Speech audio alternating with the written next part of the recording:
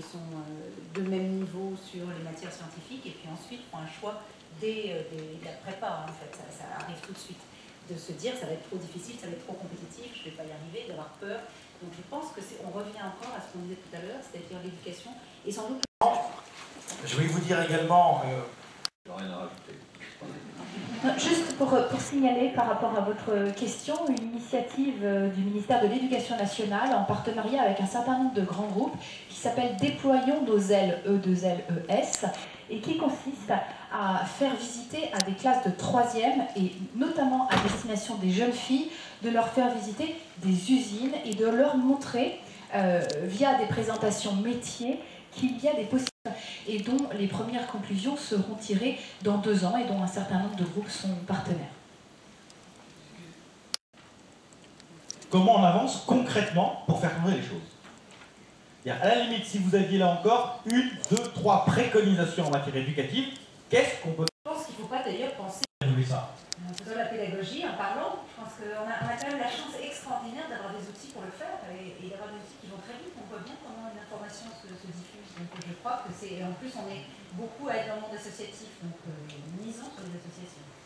Maria Schwab, vous voulez intervenir? Sur ces questions-là, dont on peut l'aborder, ça joue beaucoup. Et en fait, je pense que sur travailler jusqu'à minuit, 2 h du matin, le week-end, etc. Ce qui me semblait très discriminatoire, c'était l'absence d'outils de travail à la maison. Mais vous en... Mais c'est caractéristique parce qu'il y a énormément de collaboratrices femmes. En congé maternité, quand on est, puisqu'on a une profession libérale et donc on dépend de ses clients et qu'on travaille nuit et jour. Donc malheureusement je ne sais pas le traiter, le généraliser, je vois ma fille faire ça et donc je vois bien qu'il y a un problème et qu'en plus ce que vous dites sur la testostérone a beaucoup de... Je crois qu'il n'y a qu'une seule chose à faire, c'est que les femmes qui sont associées, qui ne sont pas nombreuses, se battent pour les autres femmes. Et je pense que c'est comme ça...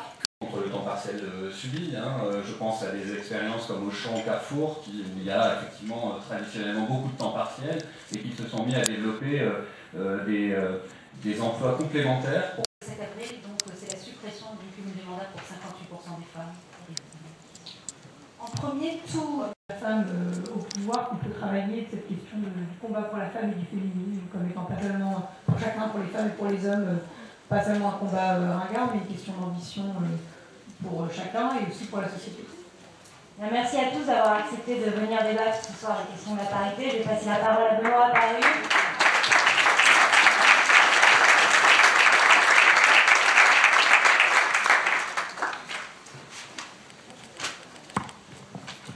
Écoutez, merci à vous au Club 89 sur la question de la parité, sur cette question particulière du temps partiel subi d'un côté et des horaires décalés de l'autre.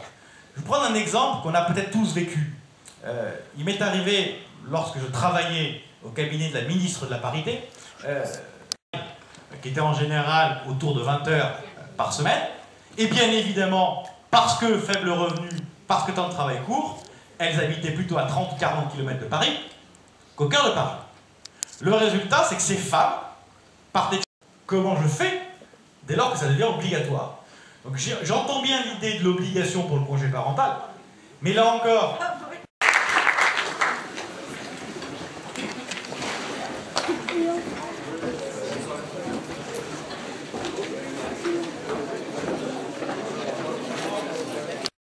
C'est un format. C'est quoi la première?